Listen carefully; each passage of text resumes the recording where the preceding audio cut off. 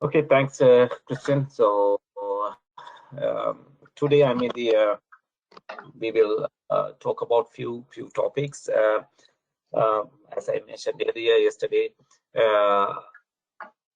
we will little bit discuss about the induction machine and synchronous machine, because I know that most of the people doing courses and engage with academic work are interested in the machines. Therefore, we very high level. We talk about the induction machine as well as the synchronous machine. After that, we discuss about the renewables. I think that is the main topic. I think many of you are interested in. So under renewables, we will discuss about general.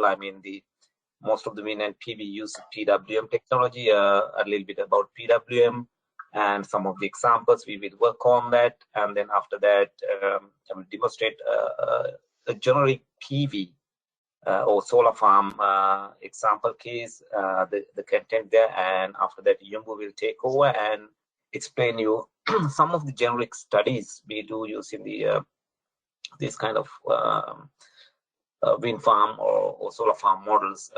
These studies are mostly enforced by the ISOs or utilities to perform and verify the performance of the particular wind farm or solar farm. So these studies are very important.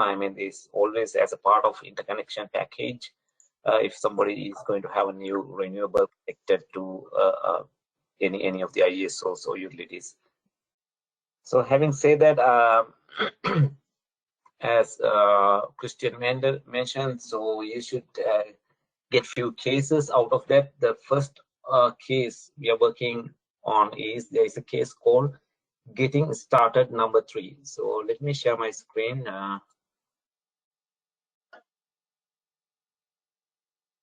Yes, I can see your screen. Yeah, we can see. Okay, yeah. So this is the case. The case name is again getting started number 3. So you can open. This is already built case, not like yesterday. Yesterday I think you little bit too hands-on with Yumbu and how to create a small case and run the simulation. Now I think today, with that experience, you can easily navigate through some places and you can see some of the results in the simulation. So beforehand, actually, you reminded me yesterday something we missed to talk about, the transmission line model. I think that is also very important model for you guys, especially when you're developing a small model, having a overhead transmission line.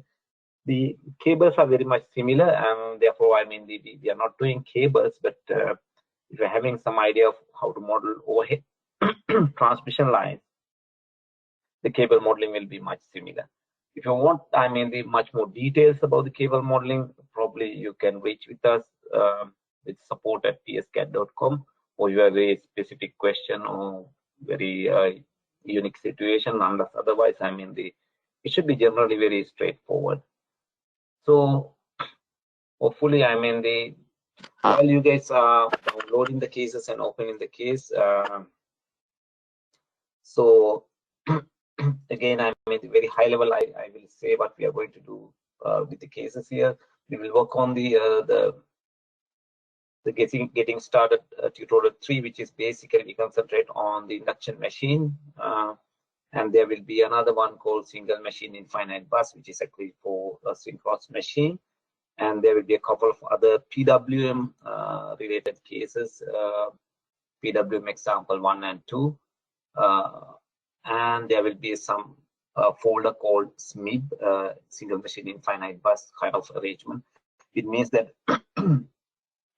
there will be a solar farm, and then the rest of the system will be represented using a single machine.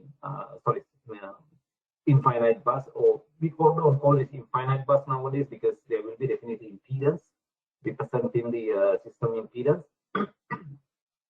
But behind impedance there will be an infinite bus. So this is like the equivalent source versus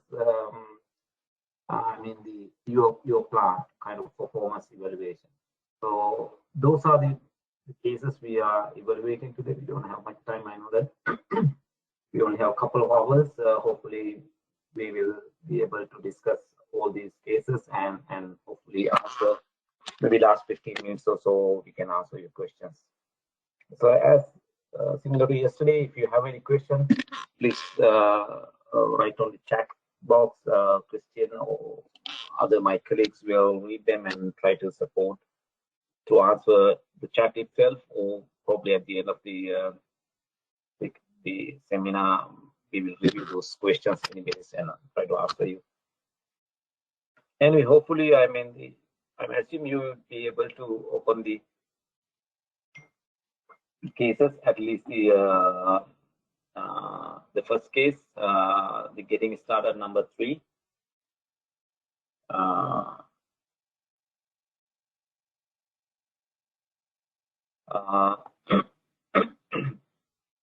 So if you open there, before we go to the induction machine, we quickly talk about the transmission line, how to model the transmission line. Some of you may be very familiar. The only difference between any other component here and the transmission line or cable, normally we are not taking it from the master library. The transmission line is treated as a separate entity because transformer, most of the time you take any machine or transformer, the configuration is same. Mostly the parameters are different, right? But once come to the transmission line, we have big challenge. The configurations are different, right? We have 6 conductors, 3 conductors, the arrangement are different. Therefore, rather than like we are not treating it like a typical master library component, we treat it as a separate component where you can define the configuration. Configuration means where the conductors are, where the ground wires, the ground wire data, these kind of things we provide in a separate place, and the other normal data, the length of the transmission line, those kind of information, very simple information, how many conductors, we will provide in a separate place. So let me demonstrate you. You don't want to build this, but just keep in mind only, because in this example you already have the line, but I will demonstrate you how to get that any transmission line. The one thing is you right click and you go component wizard. Then the left side here you get the component wizard. You see the tab. Probably you press the tab of component wizard. You get the component wizard. This is a version 463 because these cases are 463. Even if you use a new version, nothing different. You right click component wizard. This side you get component wizard here. And you have to click the transmission line segment here in whoever using version 5, or somehow somebody is using version 463, just click here transmission line. All right. When you say that you just finish it here and come to, I will say that your work area, you get the transmission line. Very similar here in version 5. Somebody is doing transmission line segment. You click the untitled and you can give a name if you want, and then create button. You come here, you have the transmission line. All right. In either case, once you get the transmission line, all right, you double click it. You go inside. You see that it's fully empty. So this is the place where you can select any of these configurations of the transmission line, depending on what you use, and just click them and then come here, you will get that configuration, right? Once you're inside the transmission line, to go to the first level or the upper level, just click the home button here, the home tab, and there should be a button called up. Okay. Then you come to the first page. So I delete this because we have already created one. If you double click this one, we have already added the transmission line cross section. If you click the already existing transmission line there, double click it, you get this configuration inside there. So again, you click the home bar, home tab, and then up to come to the first level. So as I said, there are two places. One is you go double click, go inside, or right click, edit parameters. All right. So this is the place where you define how many conductors and the length of the line, frequency, and if you can give a name there. This kind of very limited high-level information you provide by right-clicking and selecting edit parameters. Right. So right-click edit parameters. You get this high-level information, but actually configuration is always double-click and go inside. And as I said earlier, you can select any configuration here, and you double-click the configuration. Then they ask the data. I mean the placement of the conductors, how they are packed, and then the subsequent pages you see the conductor data, long wire data, right? So this is the place where you put all this conductor and long wire data.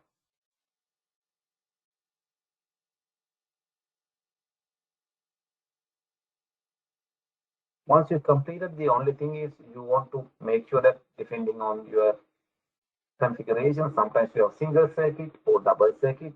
So therefore, keep in mind when you go up and edit parameters, so you have to define number of conductors. If it's single circuit, it will be 3. If it's double circuit, it should be 6, right?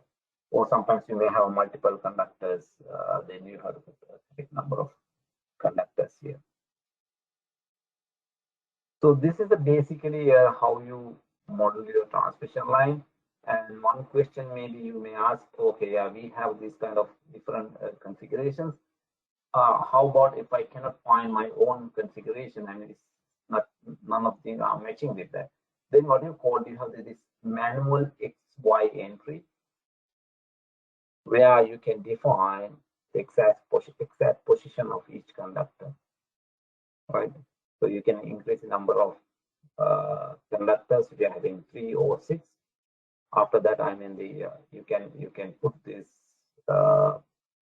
conductor information and the coordinates here. So then the table will be filled with the coordinates. So basically, you can start with the first conductor to be or maybe it doesn't matter where you have the 0x. I mean for the x values, right? You start with the first one is 30, 0, 30, and then maybe 5, 30, right? Or you can say -5. This is my 0 point. It doesn't matter.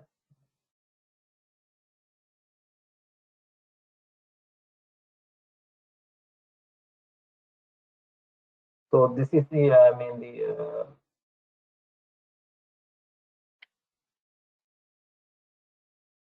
where you can enter the data if you don't have sorry.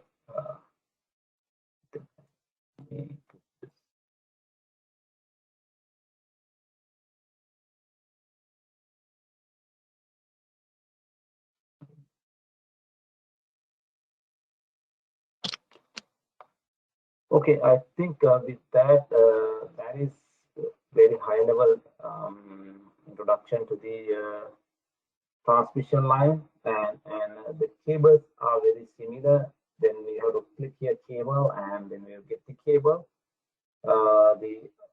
You will have the different cable arrangement. So you have to select what you want, the pipe type or coaxial or just single cable.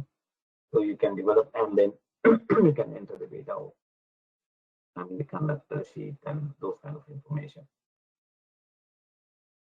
But in high level, I want to say that once come to the cable or overhead line, there are two places. One is just the right click and edit parameter area, and the other one is double click and go inside the actual the conductor information area.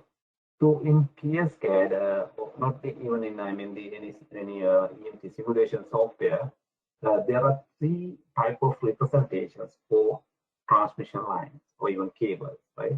I think many of you are familiar with what I mean here. I think you heard about the pi section, Bergeron model, and frequency dependent models. So the Bisection is very easy. I mean, the sorry. Okay.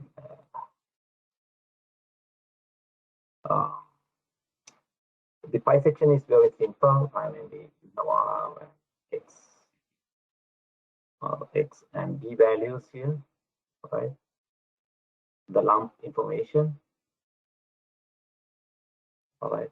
We call c by 2 here, c by 2, right?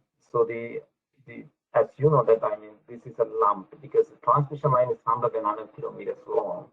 Actually, along the transmission line, you have delta R, delta X, delta C kind of thing, right? But this representation is thinking that your all the R can be lumped to a single R, a single X. It's not distributed. In other words, so this is a pi sectional, this is pi representation. This is good for the most of the power flow or very low frequency phenomena when you studies. And then the other one is the still simple, but we call Bergeron model. Sorry, my letters are not good, but Bergeron model, which is actually assume the distributed nature of the transmission line. I mean, there's really delta R, right? And then you have the delta X, right? Again, delta R, delta X, so on. And here you have delta C, the small values like that. So this will give the phenomena of distributed parameters, right? This kind of representation. But the one disadvantage of the Bergeron is that it doesn't represent the frequency dependent effect. The frequency dependent effect I talked about yesterday because your resistance is not a fixed value, especially. So it will change with the frequency. I'm talking about effective resistance. So but then once come to the frequency dependent model, so frequency dependent model, it considered all these I mean distributed nature as well as frequency dependency in the transmission line. So frequency dependent is the most accurate model, and it's covering for range of I mean the high frequency phenomena, and this is much more accurate. And for the frequency dependent, you definitely need this kind of detailed representation.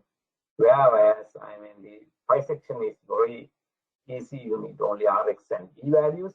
Bergeron model also, you can just input Rx, B values. All right, you don't need this kind of detail. But if you're having these details, it's not a harm. But Bergeron model is just sufficient if you're having Rx, B values. All right, this is also Rx. But frequency dependent is the detail model. You need a detailed transmission line details.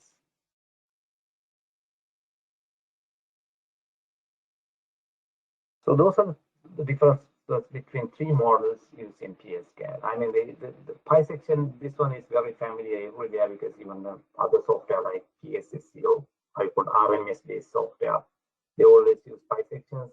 The Bergeron model and the frequency dependent model is basically used by EMT software. Okay, hopefully I think I explained you the difference, and then we quickly go to the our actual example. So as long as the time is limited.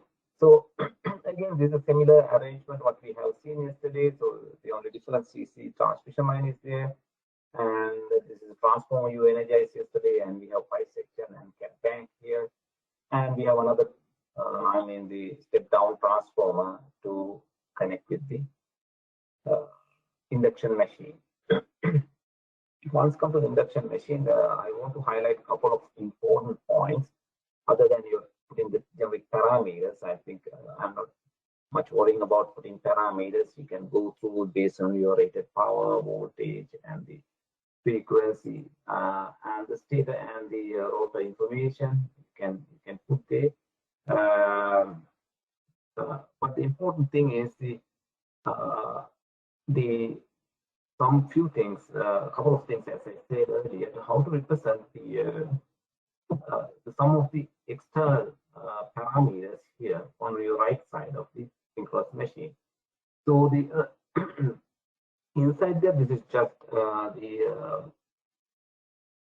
machine characteristic parameters, but outside you see here, there is three terminals. One is actually the switch. The S is the switch, and top one is the speed. The bottom one is torque, right? The W is denote the omega speed. So you can select which mode you want to operate the induction machine. So the if you put the torque mode, right, by the switch, you have to define what's the load torque on this machine. All right. So to define the torque on load torque on the machine, we use the simple equation. I think you guys are familiar with the equation, the induction machine load. You recall it, something called T equals K omega squared, right? And this, I mean, the speed goes high. I mean, you know that the load torque goes high. Right? This application is mostly common for fans, pumps, right? These kind of applications. K is just a constant that will derive the characteristic of your whether pump or fan. Can be range from like 0.3 to 0.8 range, roughly 0.5, 0.6, 0.8 range is very common. So this is your load torque, right? So this equation or this load characteristic we define outside here. As you see here, what we do is we take the speed and square it, multiplied by this K constant, is K, and derive the load torque and feed to the machine. So next question, maybe you are rising from where you are getting the speed. Speed we are getting from the machine. Machine has itself internal outputs. The last tab, all right, the mechanical speed, all right. So we take the machine speed and then feed to the load, and then load will give you how much torque, right? So this is a simple equation to implement that. So we take the speed in from the machine because here there is a measurement.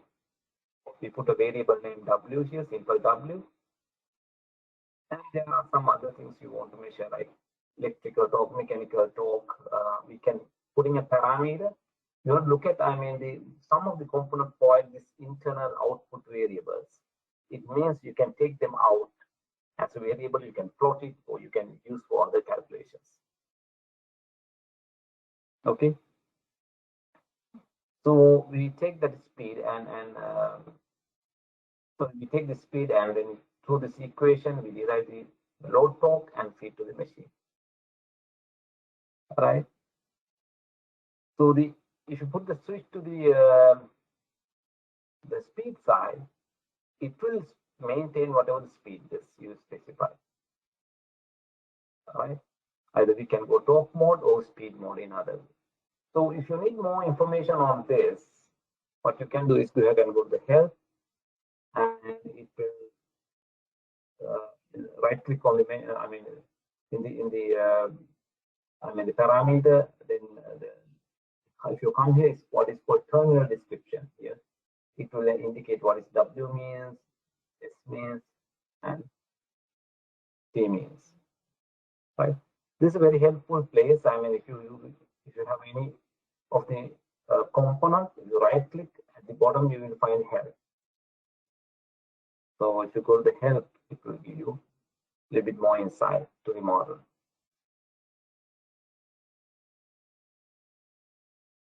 So what we are doing here is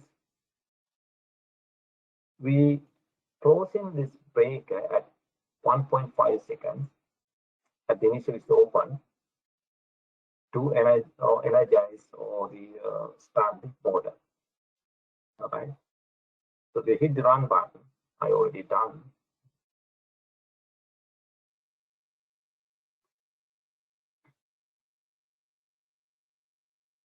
You see that around 1.5, where the breaker close, the motor draws a large amount of current, right? Why it draws a large amount of current? To get the required the speed or acceleration. As the machine accelerates and come to the speed, steady state speed, you see that the current drops.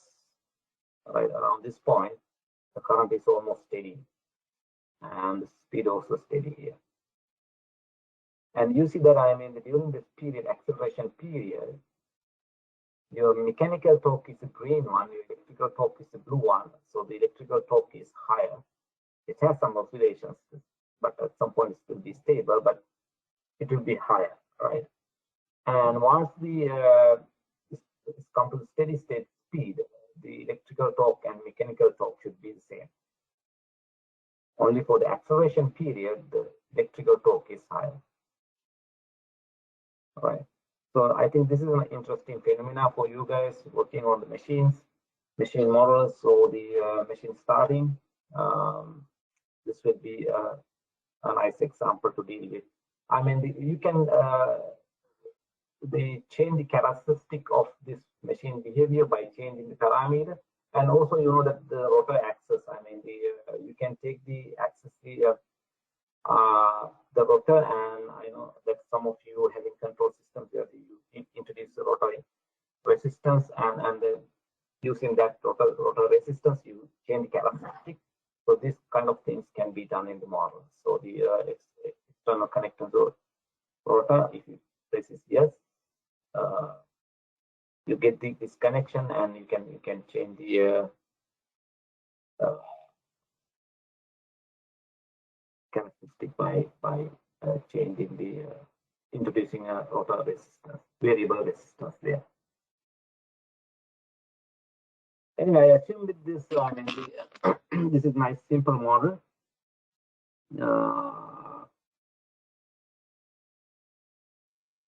You can work on, and nice starting place for you guys to deal with the induction machine if you are interested. It's again very simple, very straightforward, but maybe nice starting point. I quickly check whether there is any question. I don't see any. So yeah, if this is the case, I leave this case with you guys to play, and we quickly go to the other example, the synchronous machine.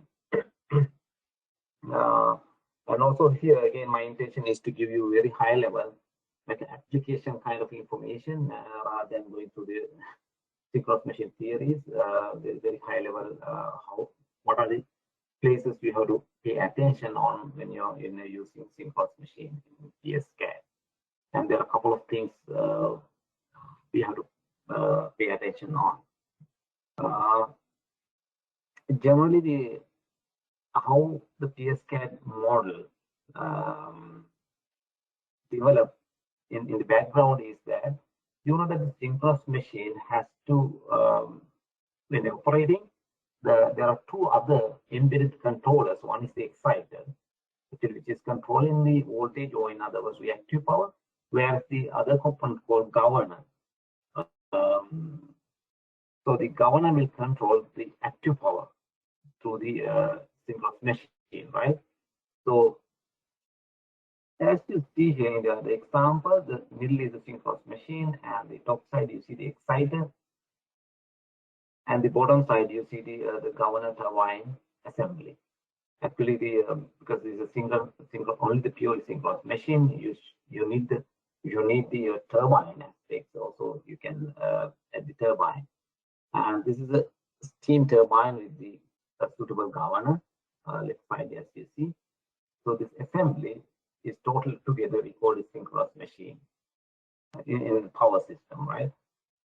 So once come to the PSCAD, as long as yesterday also we discussed about the PSCAD doesn't have the power flow solution itself, or it's pre-initializing the EMT software. It's very hard to do pre-initializing unless otherwise, I mean, you have separate entity.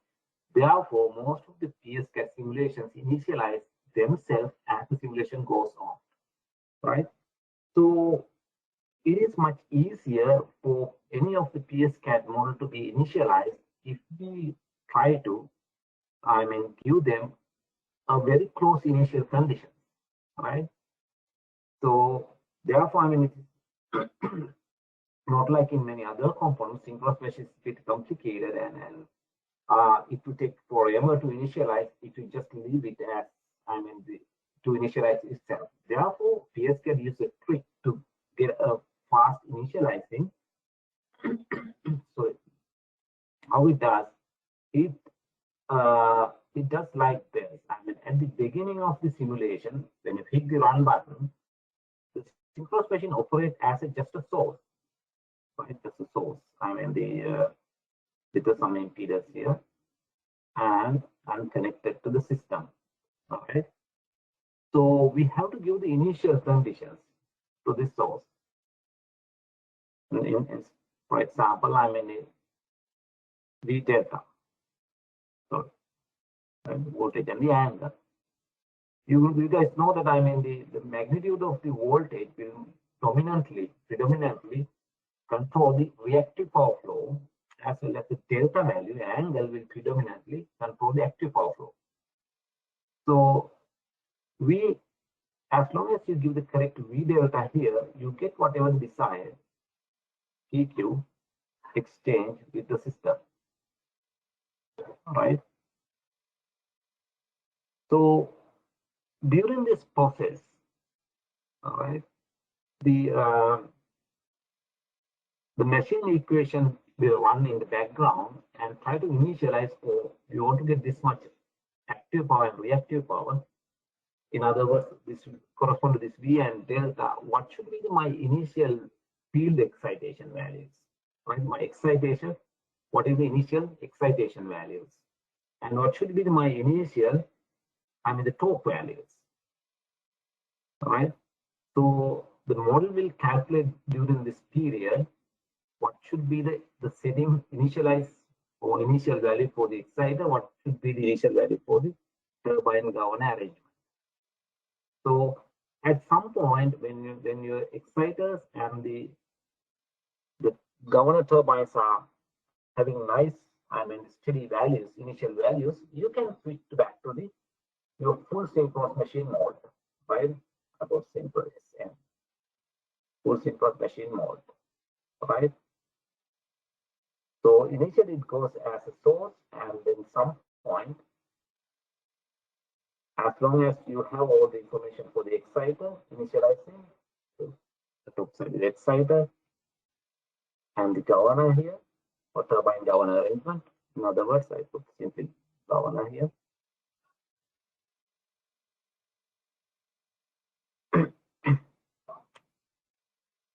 So at some point, I mean, when you configure that the exciter is initialized properly, the governor is initialized properly, everything is perfect. Now you can switch over to your full model, right? You can't see that. That's what happening behind the screen. I mean, when you behind the scene when you running a synchronous machine model. So you have to specify when to move to the full synchronous machine model, and also you have to tell what is the good initial values to start with to get particular correct P and Q. I will show you all those things in this model in a moment, but the high level I want to give you, there are two places you have to pay attention: the initial conditions for the synchronous machine to run as just a source. Right, I put S here.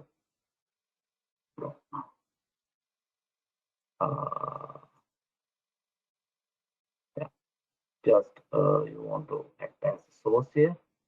right?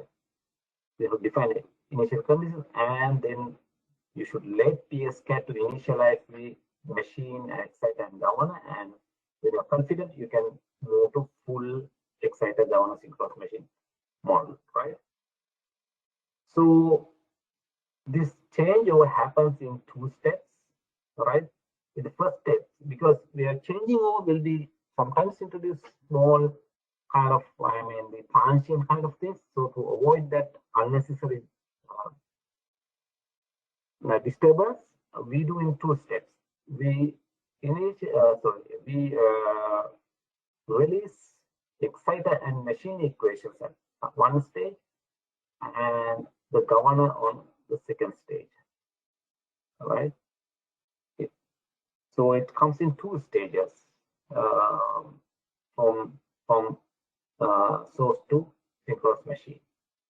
We don't do all together releasing because that will be a big disturbance again. Because if there's small mismatches, we should let the first exciter and synchronous machine to be stable themselves, and then the last governor. So if you see that these two components is where you define your simulation. This is a simulation time where you move to source to machine. Basically, source to machine means the first step, exciter and the machine. The next time we are going to move to governor. We call it lock rotor release because if you don't have a governor, it's like a rigid rotor, right? So you rotating at it doesn't have any dynamics, right? When you're having the governor, where the depending on the turbine behavior, your torque will be different. The rotor will be not like the locked one, right? So the lock rotor release means basically you're releasing the governor turbine models to operate or to coordinate with the synchronous machine. So if you look at these models, first, the threshold input is 1. It means within 1 second, you will release the synchronous machine and the exciter. The other one is the at 2 seconds, you release the governor turbine arrangement, right? So this it's not necessarily you want to wait this time just to 6%. In any simulation, somebody used this as a, for example, 0.5, and I have seen this as like 0.7, 0.8. That would be fine. All right, if you don't wait 2 seconds, it's not a requirement. Right? Basically, these equations are, if you're having a good initial conditions, they initialize very fast. How many time steps you have passed by 1 second, right? Even 0.5 seconds. So that's having enough time to initialize all of these. So therefore, even somebody is 0.2 seconds, 0.5 seconds for this release, that's fine. But my suggestion is don't release them together. Just have some difference between here and here. Okay. The next point is I'm not going through much with the data. That is something I think honestly you can manage. All this data you can find from somewhere and feed machine.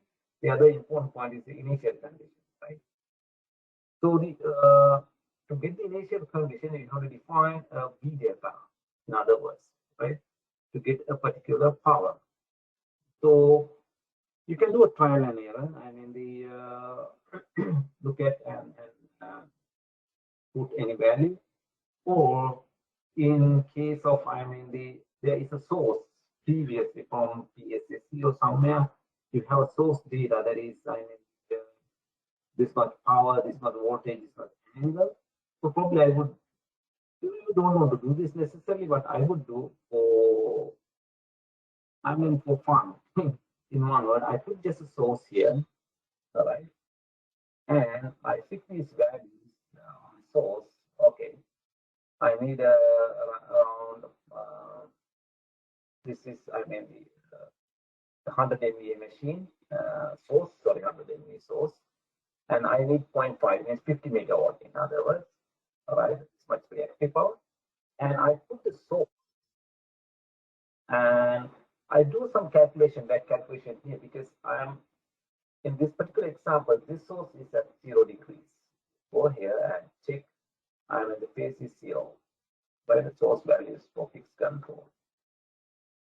Angle is 0, right? Then I go inside here, I first delta wine, right? My delta winding is lagging. It means if something 0 here, it is something, should be minus 30 on this side, right? Delta is lagging.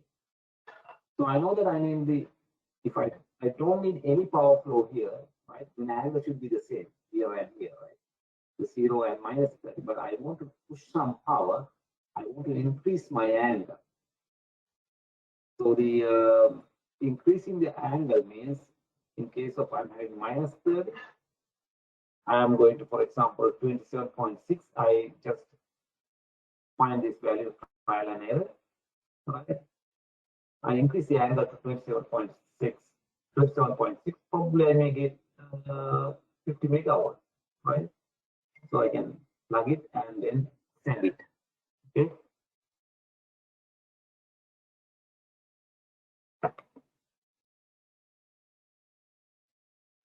You see that I'm in the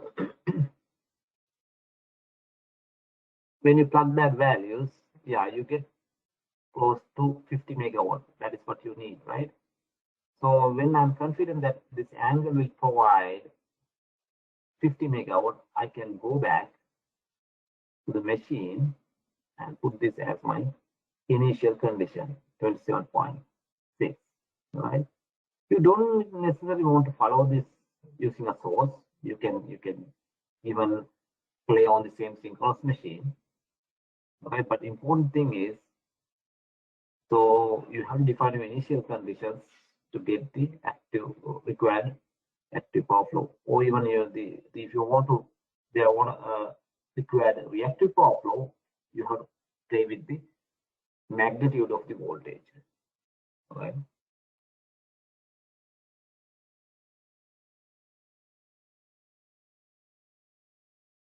So with that, I mean, when you connect the machine, you see that you put the same angle here, machine also provide the same around 50 megawatt. I mean, there can be always small errors here and there, but it will provide the amount. So that is the way, I mean, other than you're putting these parameters, that is the way you initialize the machine to require active power, reactive power level. Then you can do whatever this study. You can put a port like this and see what's going on. Right, the power oscillation, right? These kind of things. I mean, when you apply a fault at the latter stage, I applied at 15 seconds, whereas my initialization is done at 2 seconds. After 2 seconds, or the other thing I want to show you is here. If you look at around 2 seconds, see how the active power and reactive power smoothly. It moved from source to the machine model without any big disturbance here, right? So that is the important thing. So anyways, I mean, as long as we have very limited time to discuss many topics, I leave it this model with you to have a look and deal with it. Hopefully, I think you can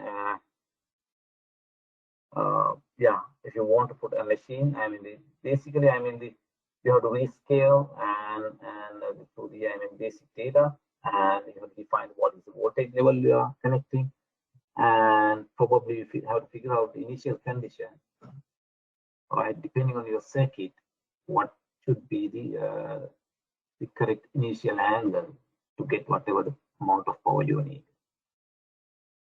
It's a very simple way of initializing.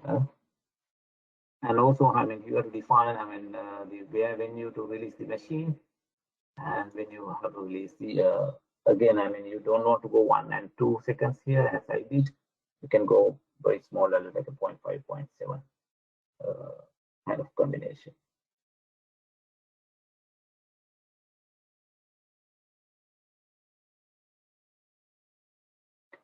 Okay, with that, I think I stop here for the synchronous machine. We have a couple of other few things to discuss. One is the renewable machine. I mean the basic theory behind the renewables, and the secondly, I mean the studies people normally do using PSCAD, very high level indication. What kind of studies you do when renewable integration is done. So let me move to the my other screen. Yeah, I have the this PWM example. Before that, I give me like 10 minutes. I want to just share with you some fundamental about the renewable integration. I think after that, it's easier to come here.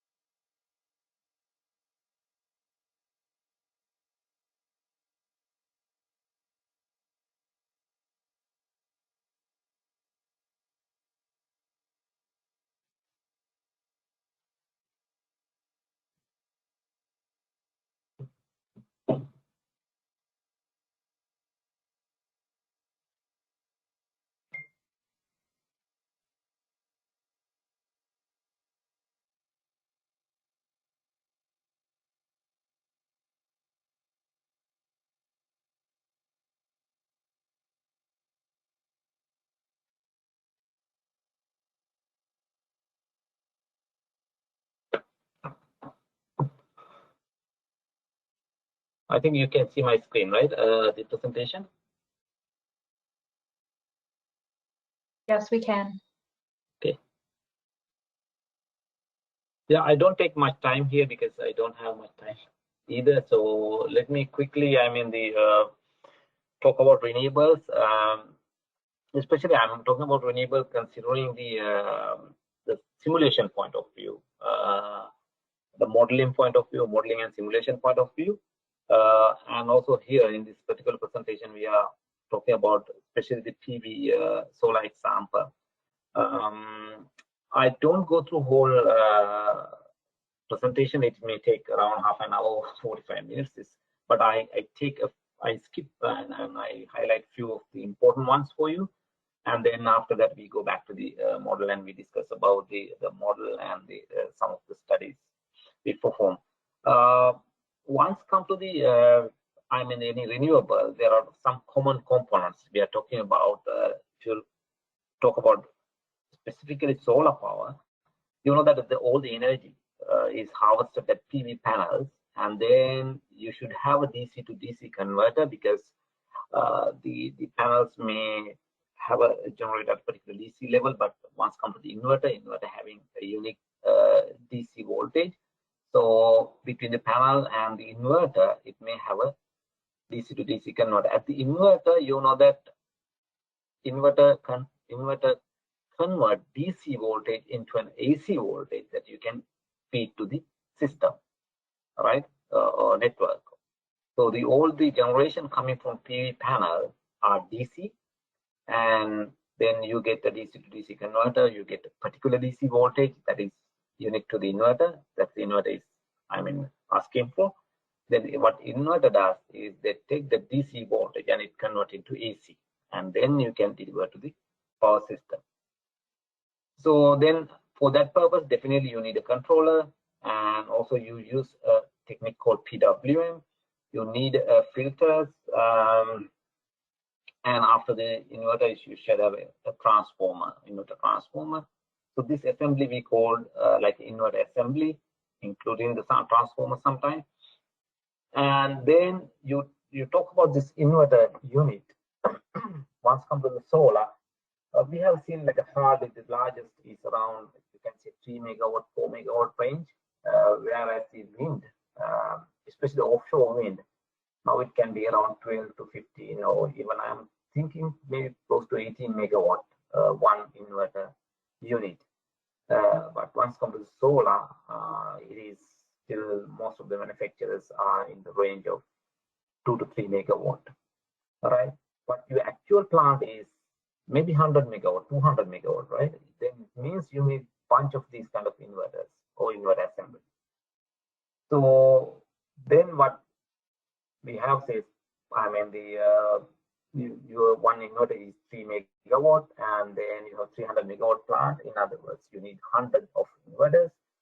Then you have to harvest all this energy for inverters, 100 of inverters. Then you should have a cable system, right, to harvest the energy. And you come to the one single bus. Then you have the grid transformer, we call main transformer, which is actually connecting the plant with the power system. After the grid transformer, there should be one grid transformer, or if a plant is very large, they probably have 2 transformers. But normally inverter transformer, every inverter having its individual transformer. For example, I mean, it's 100 inverters there. They have 100 inverter transformers, whereas the grid transformer can be only 1 transformer. If its capacity is very high, probably you may have 2 transformers. Then it goes to the point of connection. It means the main connection point with the grid. All right.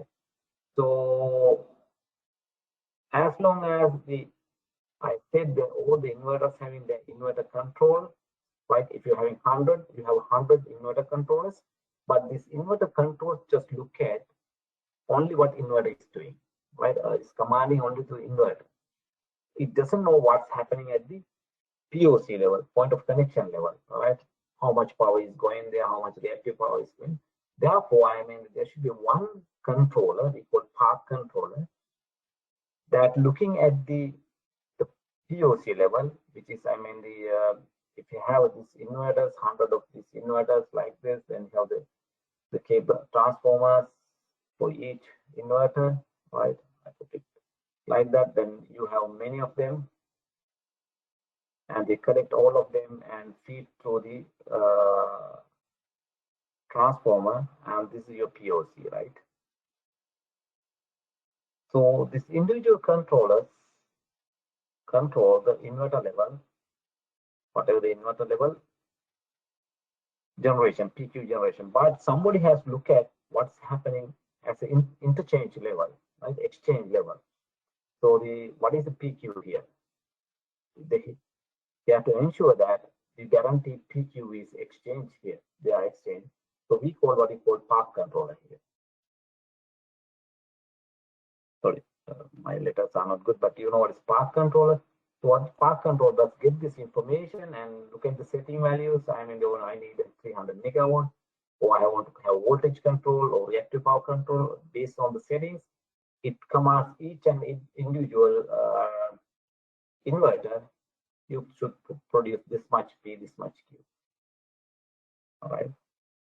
So basically, it's a common signal. I mean, even I say even it go to the individual, but it's going to individual, but it's a common signal. It's not that first inverter getting a different signal than the second one. Generally, they all get the same signal. They are having all same contribution. Ultimately, it will fulfill whatever the PQ requirement at the connection point level. So this is a basic arrangement of a real solar farm. But the important point is, again, this is graphical representation, same thing. The panel, inverter, filters, transformer, cable, and then you have multiple of these arrangements. And then you go to the grid transformer POC. The inverter controls, individual inverter having inverter controls, but the path controller confirms what's the exchange with the system level, right? Once from the modeling, honestly, if you see these two lists, they're almost identical.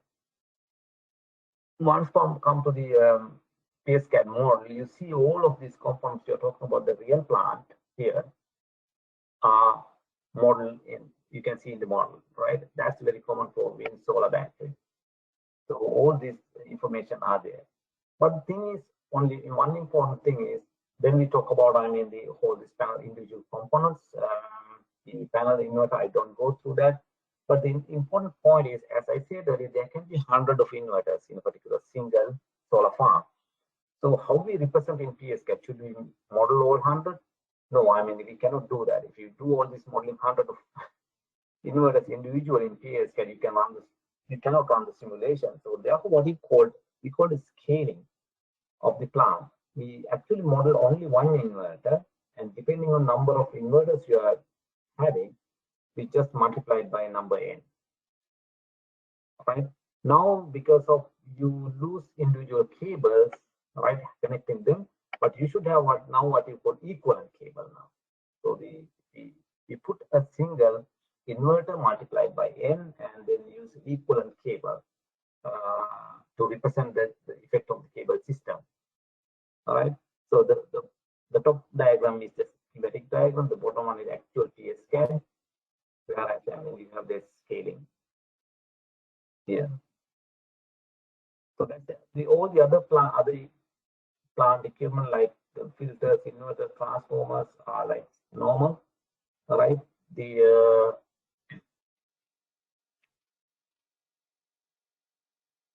Normally then once come to the controllers, right? The inverter control is just the basic concept is to just follow whatever the active and reactive power commanded by the path controller. What it does is just simply following the P and Q commands given by the path controller. Other than that, there are some other, added features. Normally, inverter will work on it has to definitely control the DC bus voltage, because if for example, if cloud cover comes, you cannot make the same power as path control is asking, right? The generation level goes down, and that way, if you try to output the same active power asked by the path controller, the DC bus voltage goes down. To avoid that, you have to, reduce the power generation. So therefore, to recognize that, you have the DC bus voltage control mechanism, and sometimes it has to respond if the system frequency goes up and down. It can respond providing additional active power or absorbing, reducing the active power generation. So the frequency, what power frequency response, and during the HVRT, LVRT, the high voltage right through, low voltage right through, where LVRT means a low voltage situation, there can be fault or some other things. So you want to provide a little bit more reactive power to stabilize the system. In case of HVRT, high voltage level, you have to absorb reactive power. So this kind of supports you can get to the inverter control. This can be easily done by the path controller too, but the path controller is too slow equipment, right? If you need a very fast response, the inverter is almost instantaneous. So that's why some of the other aspects are embedded to the inverter, because you need a fast response. But otherwise, the frequency response, these kind of things you can easily put to the path controller too, because path controller said, oh, increase power, decrease power, but independent of the path controller, the inverter itself can do some of these other aspects, provided that the inverter level, it is very much faster than the path control level. So these kind of controllers, when you talk about PSCAD models, they are developed by vendors and they're black box. You can't see the inside. Only few parameters are exposed. You can change those parameters. And they may be written in Fortran, or they can use actual controller and compile as a DLL and embedded with PSCAD. Either thing can be happen. A separate model can be written in Fortran, or they can use the actual controller as a DLL. This is like a typical controller diagram. I'm not going through this. This is some little bit theory on the inverter controller. Again, I don't think I have time to go on that. This is a PWM. I know that some of you may aware about PWM and you know about PWM. And the PLL, that is something I may take a minute and explain you after just finishing this. So the again, once come to the path control level control, the basic concept is has to make sure that the active power exchange is maintained at the POC level. All right. And it can choose the reactive power, either controlling voltage with the group or just reactive power factor control at POC level. It will, I mean, just a choice of the operator, right? But once you choose the P and any other reactive power control mechanism here, the path control output will be a particular P value, P command value, and Q command value to individual inverters. Again, these are some other aspects. I don't want to go on detail on this. This is a typical schematic diagram for simple path controller model. And with this, I think I stopped here my presentation, and we just go to the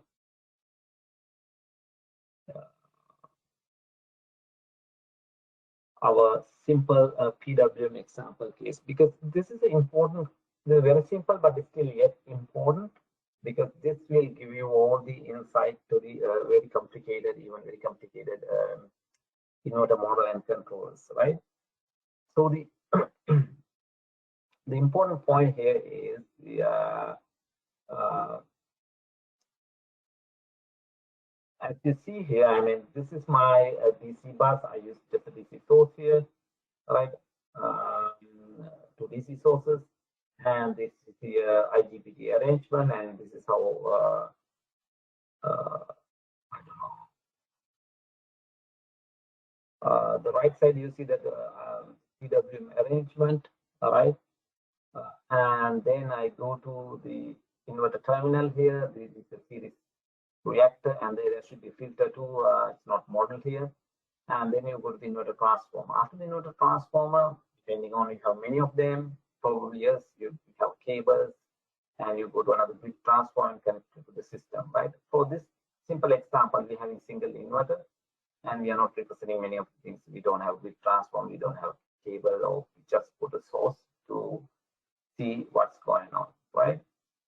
So the main idea here, when you're controlling the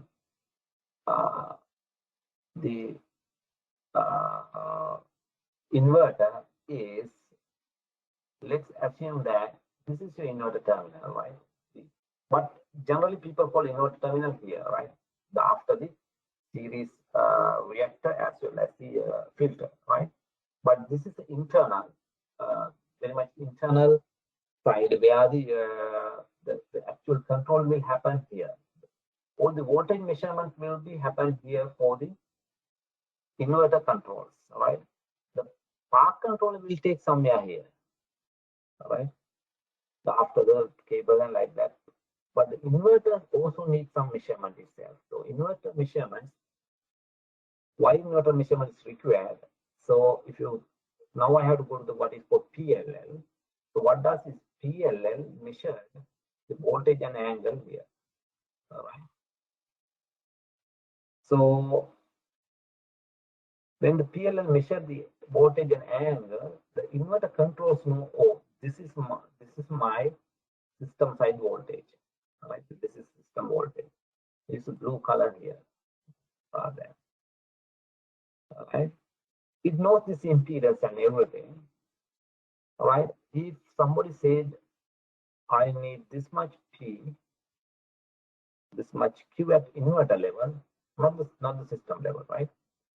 So P1, Q1 here, all right? To get this P1, Q1 through this impedance, all right? Inverter control is smart to calculate what should be my internal voltage and angle, all right? You know that based on this is a system voltage. If you're having a leading angle like this, you can, based on this angle difference, you can push power, right? So This is the delta angle. You can push the power, right? So all the internal controllers will calculate what should be the internal waveform, right? So if you haven't decided this internal waveform based on this angle and the magnitude, it will decide how much power will flow at this side, PMQ. Right? Why we need the PLL is to relatively identify where should I inject, right? Where should be my waveform relative to the system, right? That's why we need a PL to identify where the system, right? As long as you know the system, the pink color one, I know if I go back delta angle and I increase my magnitude or decrease my magnitude voltage, I can push through this voltage waveform. I can push exact amount of P and Q I need, right? Basically, I want to control the angle where this angle displacement with this pink waveform and the magnitude, all right? If I control the angle displacement and magnitude, I can decide how much power I should push. So what exactly doing this controller is doing that. I mean, it derives this kind of sinusoidal waveform. We call it a reference waveform, right? So you see that I'm in this kind of reference waveform. I derive here arbitrary. I arbitrarily put angle 20 and magnitude 0.8, for example, and I feed as a reference signal. All right, as you see that this sinusoidal waveform here is a reference A, phase A reference, right? Then I send this signal to, sorry, I think as soon as I move it, now everything is, yeah, to the PWM, right? PWM is a technique to synthesize this kind of reference waveform, right? I'm not explaining how it works. You can have a look on here.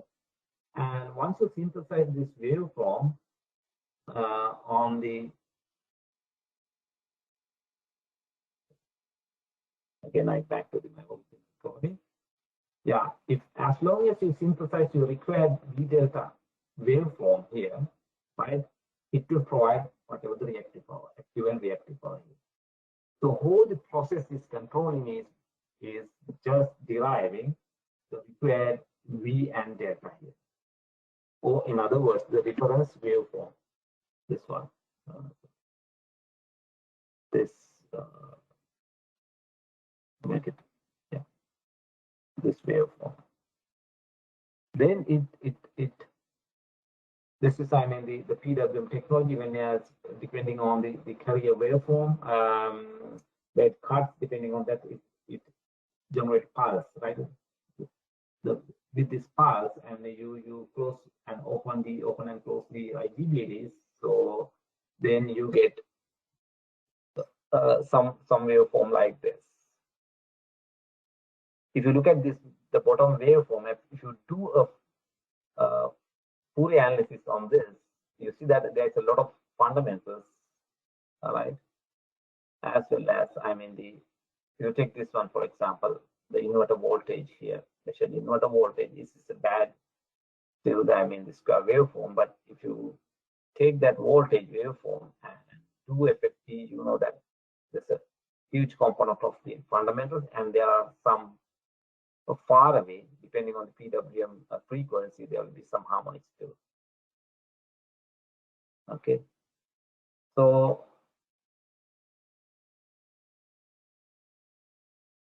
yeah, now actually what you have to do is you arbitrarily design your voltage and angle. As you see that if you reduce the angle here, I'm in the, for example, now I put 20. Let me get rid of this all province, right? It is giving like 2.77 megawatt, right? If I make it 10, you know that I'm in the smaller the angle, it should be a less power, right?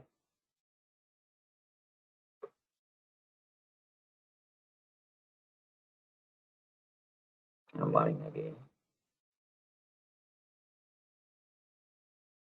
Now you see that around 1.5 megawatt.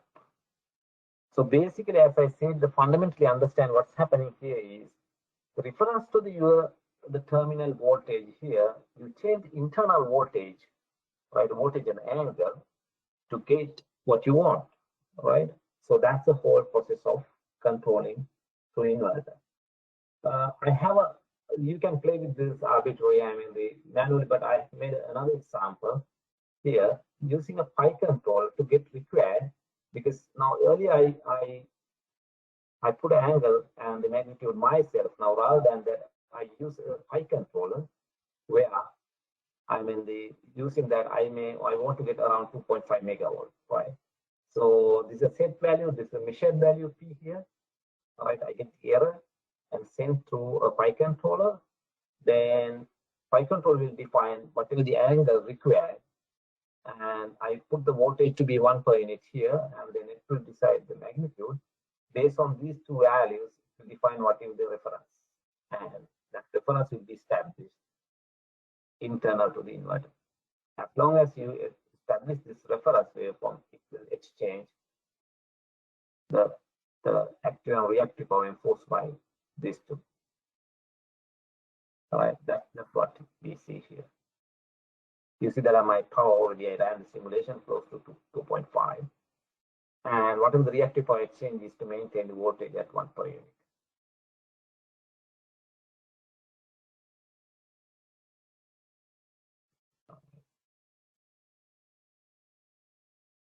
So obviously, by step, you can make this control a bit complicated, and I'm not talking about that.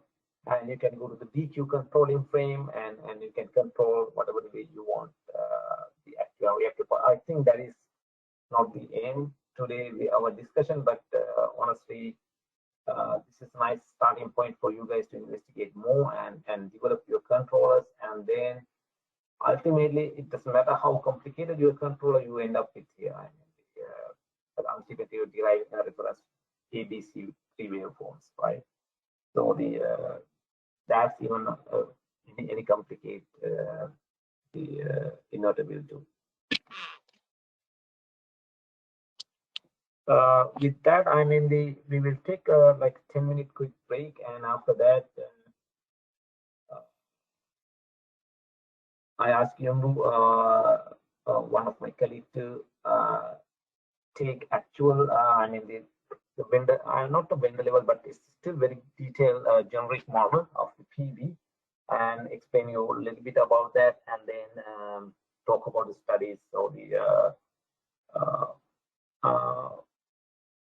take a 10-minute break now, 2:15. In my time, we come back on 2:25, and then my colleague will take over from that point. In between, if you have any questions, please don't hesitate to write here. We will try our best to answer your questions.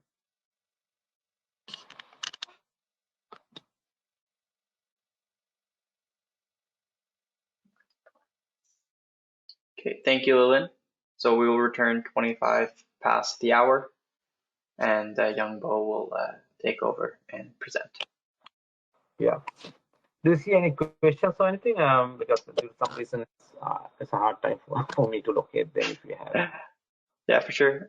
Just at the moment, I don't see any questions that have not been answered yet. Okay, sure. Yeah, that's fine. Yeah. All right. Yeah. Thank you, everybody. Then you will continue, and at around towards the end of the seminar, I will come back and let's see if I have any questions at that time. We may answer you. Yeah. Okay, I hope everybody's back from the break. So now I'm going to show you guys how we typically done some of the what they call the SMIP study. So for the SMIP study, we're basically having single machine infinite bus, where the rest of the system is modeled as equivalent source with some impedance that is connected to the point of connection.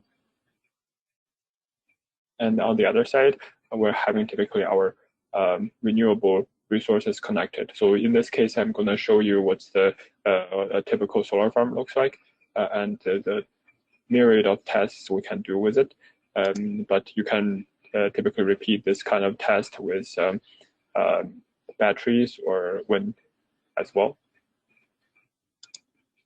So just give you a quick rundown of what this model looks like. So hopefully you guys have also had this model opened up on your computer. So as Lalin mentioned it earlier, for any type of renewable generation, we're having what they call the power controller. In this case, it stands for PPC, and it basically sending the P command as well as the Q command to the solar farm. So as for the PPC, simply it just consists of active power control loop, which takes the active power measurement as well as a reference, and pass through a PI control, way to having closed loop control of the POC active power. And as for reactive power control loop, there's different varieties. You can do voltage control, reactive power factor control, as well as reactive power control. So once the PVC generates the P command and Q command, it will send the P command and Q command in per unit quantities to each individual inverters.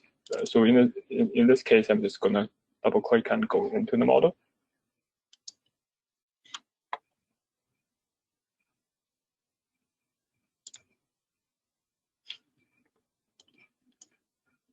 So inside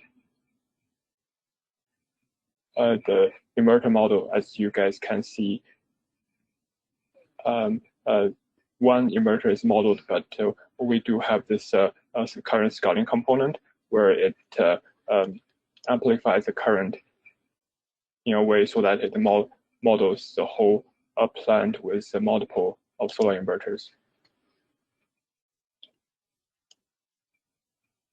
And as for the control loops, again, I'm just going to quickly give you guys a rundown of what each of the control loops is doing. Since this is an open source model, so in your free time, please have a look in details. So for the control loops, first of all, we're having PLL that is tracking the grid voltages so that the inverters can follow the grid and injecting reactive current and active current accordingly. So the PLL tracks the grid angle, and in terms generates VD, VQ, ID, and IQ. So that's a matched ID and IQ. And once the ID and IQ is generated, on the other side, we're taking the PBC, Q, and P command generates ID command and IQ command. So with the matched ID and IQ as well as the ID and IQ command, it then being passed to the classic decoupled current control. So through this decoupled current control loop, it then generates VD and VQ for PWM control. And move to the next control block. With VD, VQ for PWM control, it will be converted again back to ADC quantities and compared with the carrier waveform and generates the firing pulses for the IGBTs, which is in turn create the PW waveforms using this 6 switches.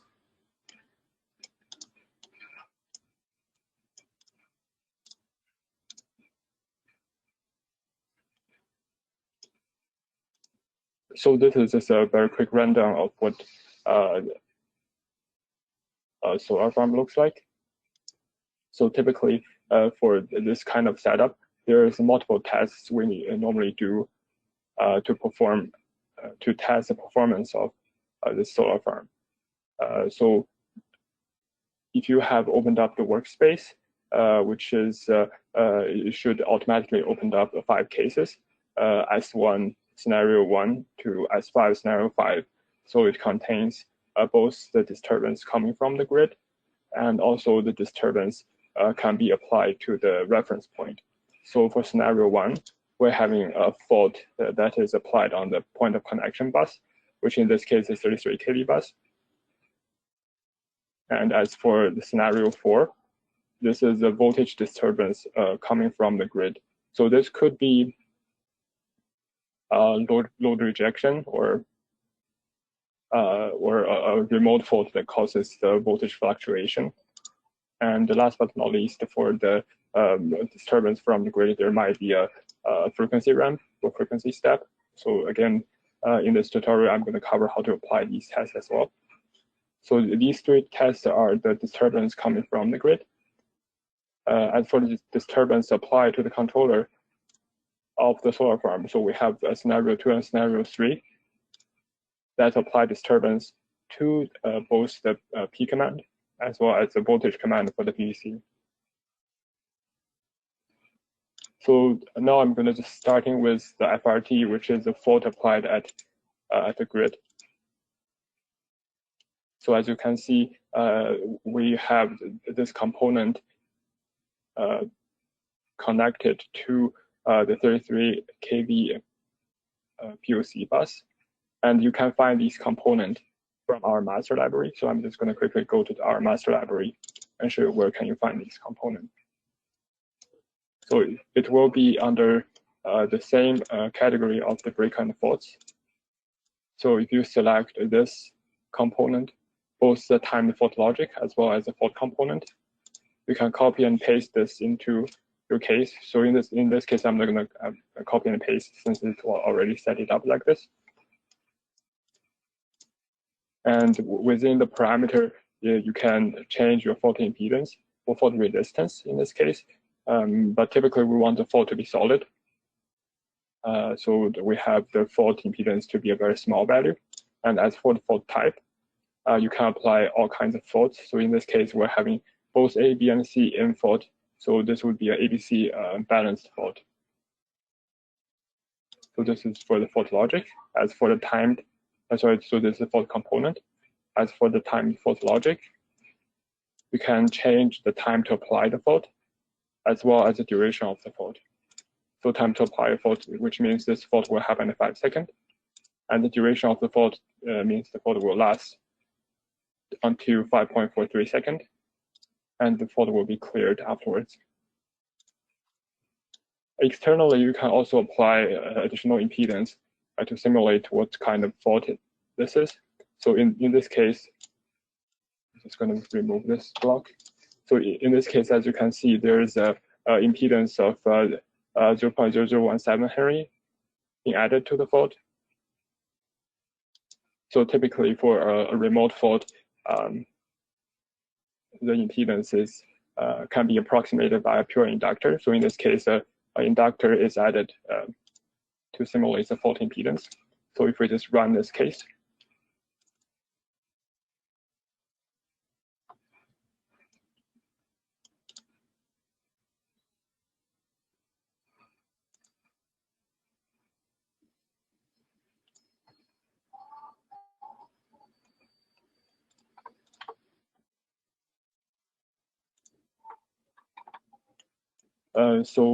as you can remember, we're having this fault applied at 5 seconds, lasts for 430 milliseconds, and releases afterwards.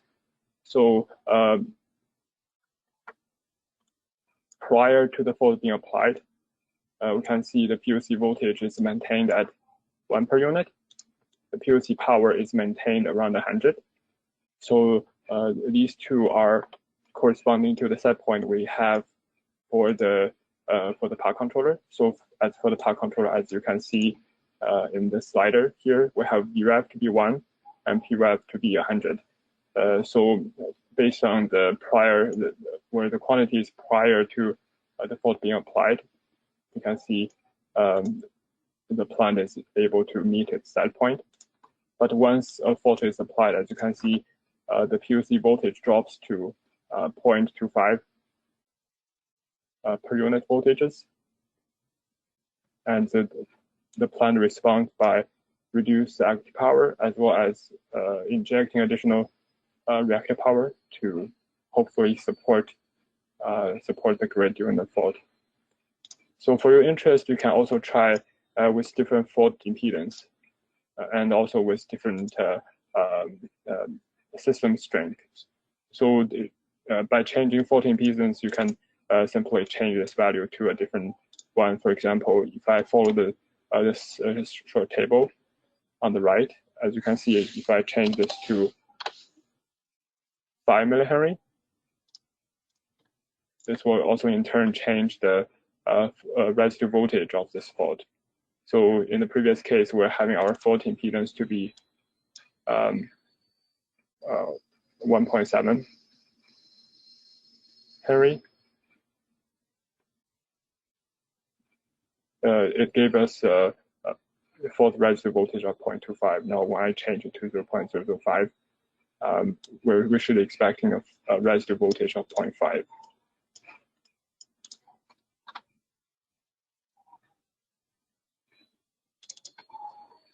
Just give a second until the simulation completes.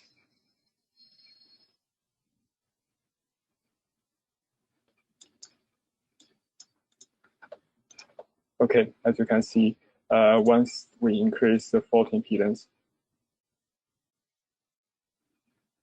the residue voltage also increases from the previous case 0.25 to this case 0.5. Okay, so this is basically how you simulate FRT using a SNP model. So now I'm going to just delete this whole setup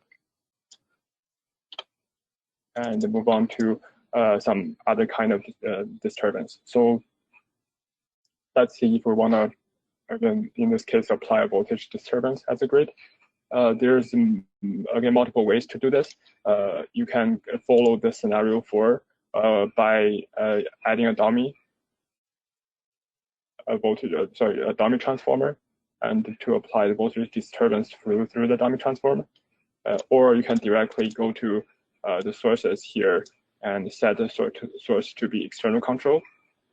So you can go to the control setting of the source and set the source control to be external. And click OK. So once the source control being set to be external, as you can see, the graphic of this thing changes.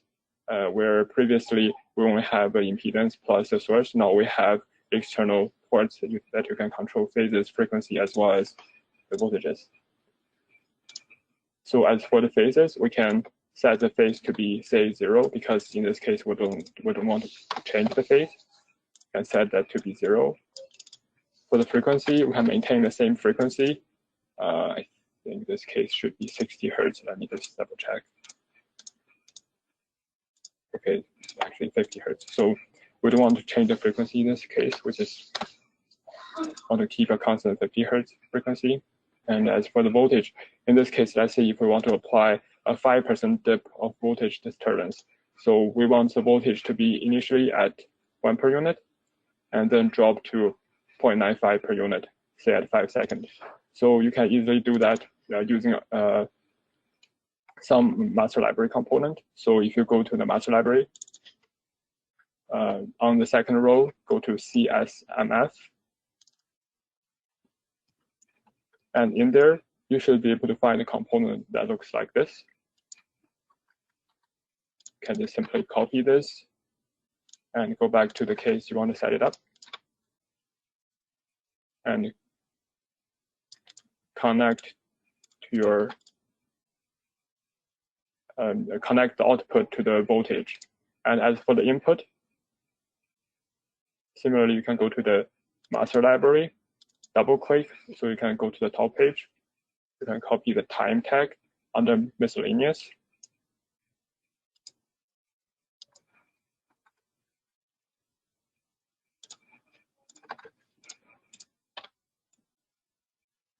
And then rotate the time so that the time will be connected to the input of this component.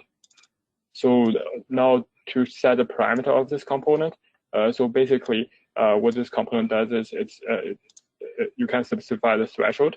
So before the threshold, this component outputs one value, and after the threshold, the component output another value.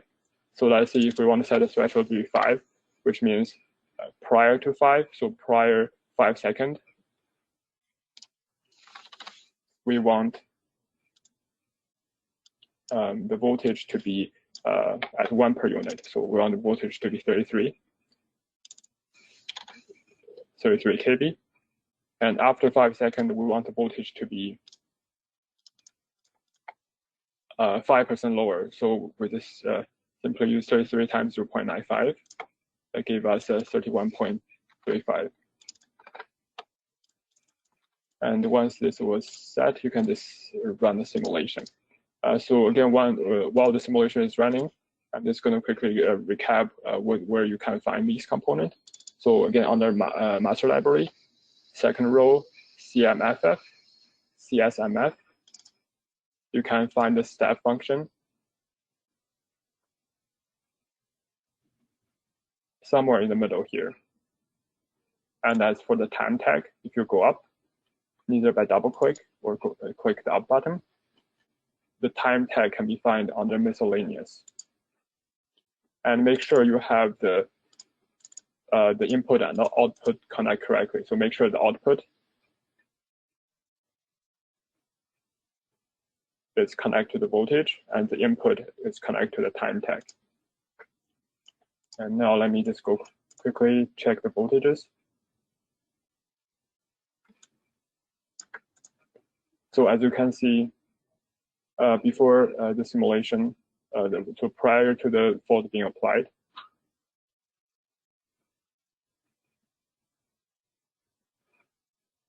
the voltage is flat at 1 per unit. And once we apply this volt of 5% voltage dip, as you can see, the voltage quickly goes to close to 0.95. But because this plant is operating under rectifier control, or sorry, voltage control, so the plant quickly reacts and trying to correct the voltage as a POC by injecting additional reactive power. So as you can see, quickly the voltage recovers, and this is a correct behavior we're expecting from a typical solar plant. So this is how you apply a voltage disturbance, and you can repeat the same process with the frequency disturbance. So now to apply frequency disturbance, I'm just gonna again modify on the same case here. So in this case, we want the voltage to stay constant. So we can just move this tag here and set to be 33. So we want the 33 to be a constant value that is controlling the voltage.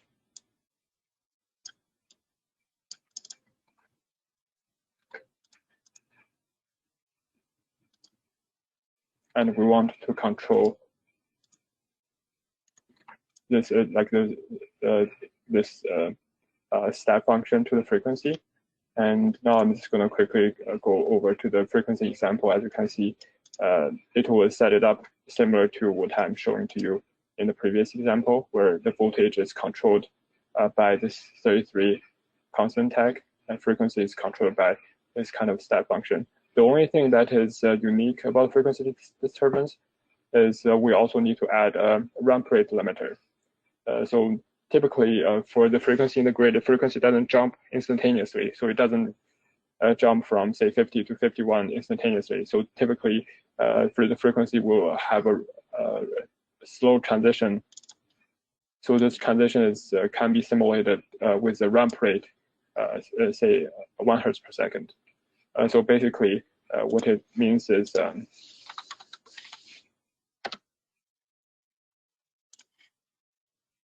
if we have a step of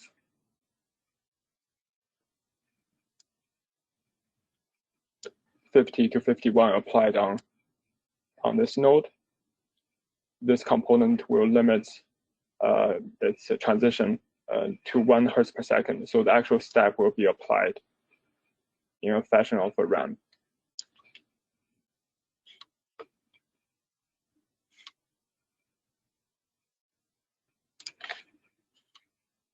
So now let's just quickly run this simulation. So I'm just currently running S5.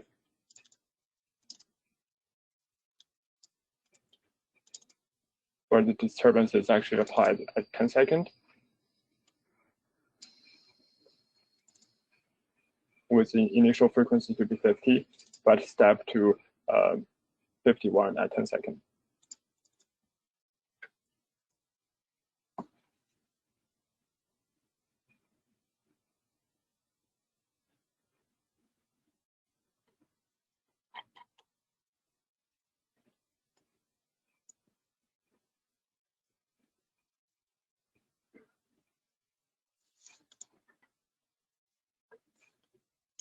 So one other question you may ask, like this component, this stepping component looks slightly different than we're working on in the FRT example. So these two are very similar functions. The only difference is in this component you can apply 2 steps. So basically you can have set 2 threshold. So the value can change twice within a simulation, but the previous component can only change once. So that's the only difference. And now once the simulation is done, let's quickly review the results. So if we have a look at the frequency, which is measured at POC, as you can see the frequency starting from 50, go to 51 in terms of 1 Hertz per second. As you can see, the frequency slowly ramp to 51 Hertz in a rate of 1 Hertz per second. And as for the response from the solar farm, so typically, if the frequency increases, that just means there is excessive energy in the grid. So the correct response for all type of renewable energy is the renewable energy should reduce its output so that it will help recover the voltage, recover the frequency of the grid back to nominal. So as you can see, in this case, the frequency, the power was experiencing some curtailment after frequency increase applied at the POC. Okay, so this is how you apply disturbances, both voltage disturbance and as well as the frequency disturbances from the grid side. And as for the disturbance, you can apply it within the control system of the PDC.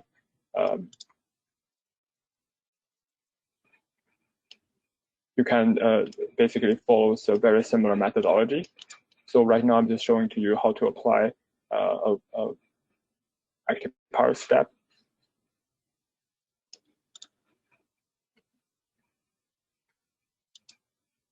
So previously the voltage reference point as well as the power reference point is controlled by these 2 sliders that I'm selecting here.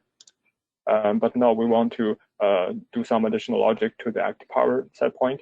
So in this case, this active power set point is again controlled by an external logic, which is just a stepping function times per unit value, which is 100. So as for the stepping function, we want the initial output to be 0.9 per unit before 10 seconds. And after 10 seconds, we want the output drop to 0.2. So just to save some time of the simulation, I'm just going to reduce the threshold to 5 seconds so that before 5 seconds, we're having our power to be 0.9 per unit. And after 5 seconds, we want the plant to control and to reduce its power to 0.2 per unit.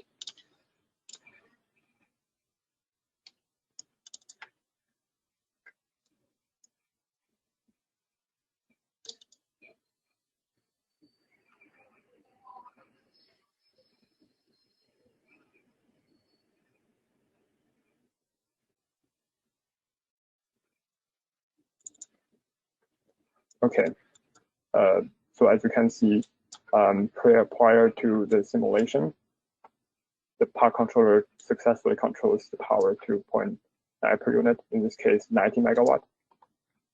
And afterwards it controls to 20 per unit, which is 20 megawatt. So this is how you apply a active power reference step to the PDC. And very similarly, you can also apply a step to a voltage reference point. So the methodology is very similar to what we just saw. In this case, you can control the voltage initially to be at 1 per unit. And after 5 seconds or 10 seconds, depending on what you set as threshold, we can have a different reference point. So I'm just going to quickly run this case.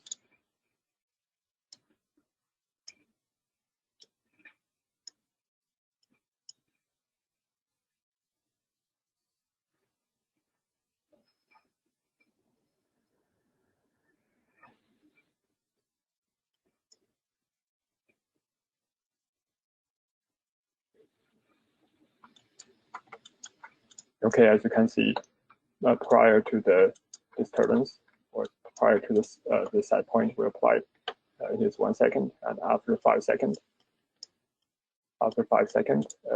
the voltage is being gently controlled to 1.05 per unit, which is exactly what we are expecting for the plant to operate. And that basically concludes all of the typical tests we do using this kind of setup.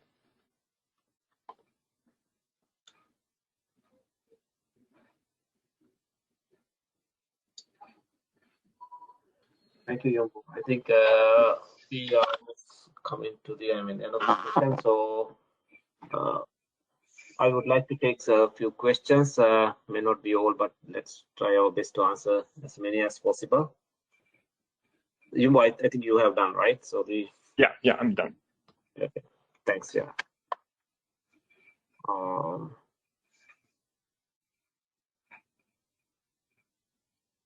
Let me see the.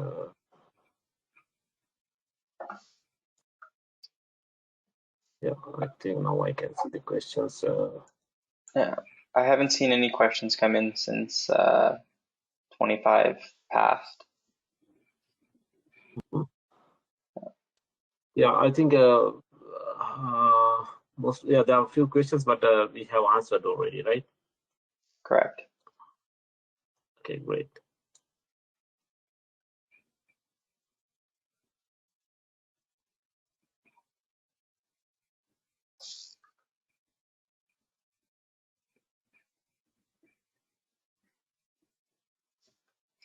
Oh, here's a question. Is there a list of universities that use PSCAD for teaching? Yeah, I mean there are several universities using PSCAD as one of the place to do some of the courses, renewable area and especially in that area rather than the high frequency transient areas. I haven't seen people using in a special courses or something, but renewable is very common. Yeah, people use to develop a small PWM model and running the simulation and see these kind of things are very common.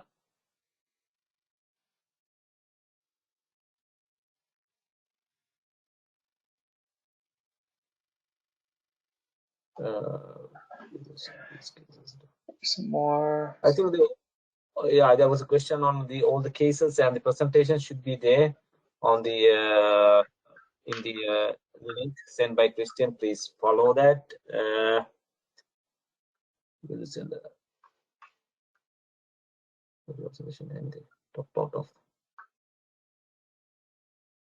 Or the oscillation is just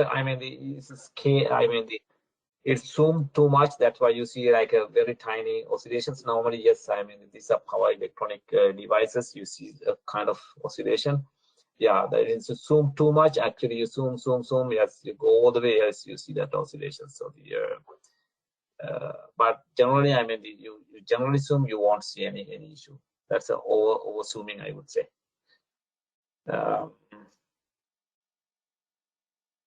I think I already explained on the PPC function on the solar farm. The PPC is because individual inverters, 100 of them, they don't know what is happening at the park POC connection point of level, I mean, you have to pass the transformers and the grid transformer and cable system, and after that you have the grid connecting point. So the inverter control doesn't know anything about what's happening at the interconnection point, right? So only the park controller gets that information. It measures the active and reactive power exchange with the system.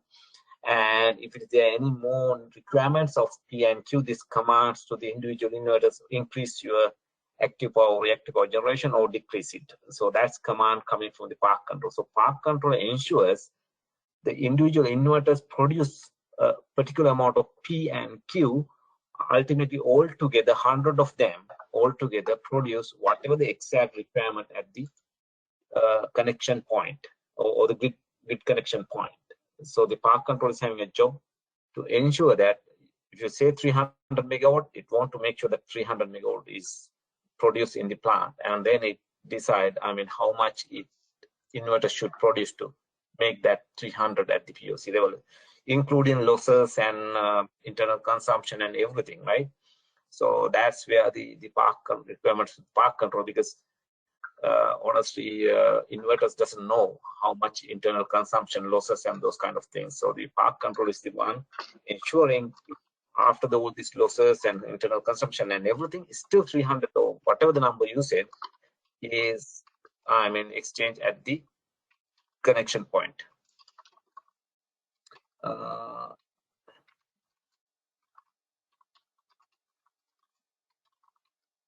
I don't think, Christian, we don't provide the attendance certificate for this seminar, right? Have you any plan? Yeah, no, you are correct there. We won't have a certificate for this course. I know that there's people been asking about the recordings. We will work at trying to upload the recordings at a later date for the attendees.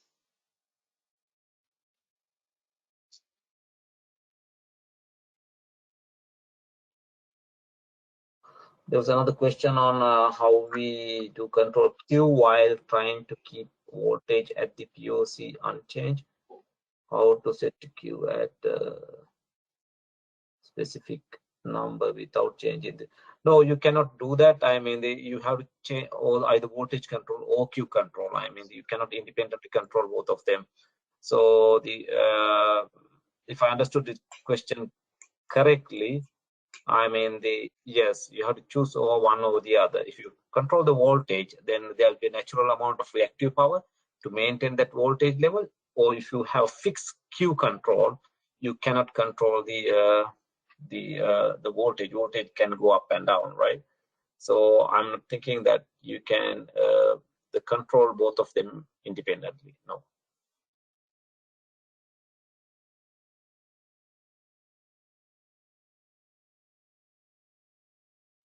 Yeah, I think that's all questions here as far as I see.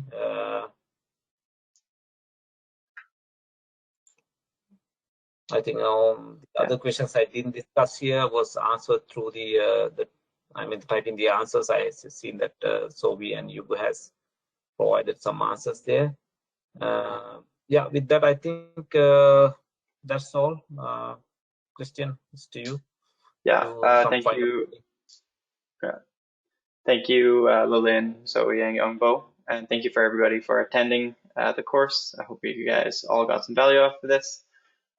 If you are interested in the educational licenses, you can please contact sales@pscad.com, and we can work with yourself or your university at setting up some licenses.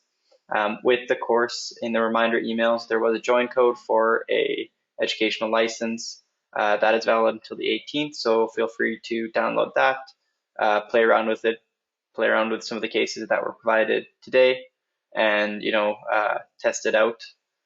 If you do have any additional questions about educational licenses, please feel free to contact us at sales@PSCAD support, and we're more than happy to help you out.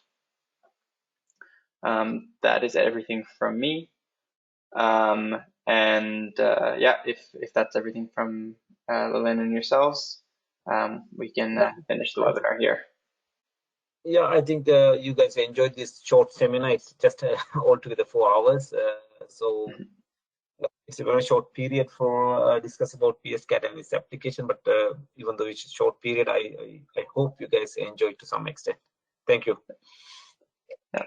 Thank you, and have a lovely rest of your morning, day, or evening, wherever you are in the world.